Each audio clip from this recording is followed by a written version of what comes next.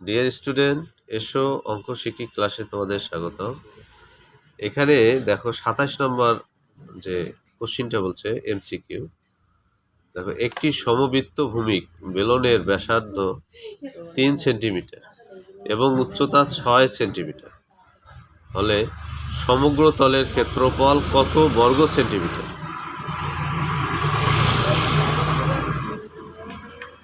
এখানে উত্তর আছে, 4টে উত্তর দেওয়া আছে, কিন্তু আমরা কিভাবে বের করব ক্ষেত্রফলটা সেটা দেখো। এখানে দেখো ব্যাসার্ধ আর আছে 3 সেন্টিমিটার, উচ্চতা এইচ আছে 6 সেন্টিমিটার।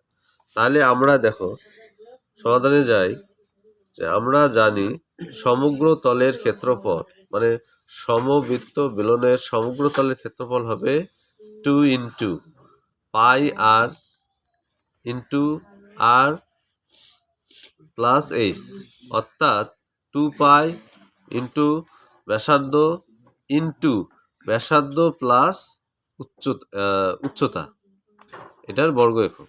মানগুলো বসান। আমার আর এর মান কত ছিল? এখানে পায়ের মান হচ্ছে 22/7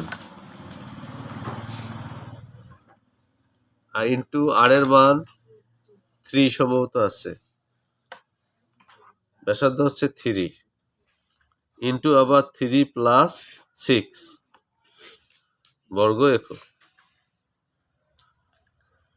আচ্ছা, গুণ করলে 44, গুণ করো, হচ্ছে 44।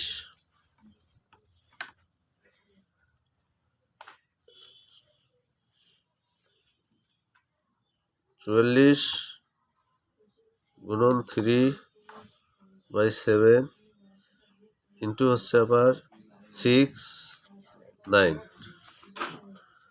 এখন আমরা এগুলো গুণ করব আর 7 দ্বারা ভাগ করব।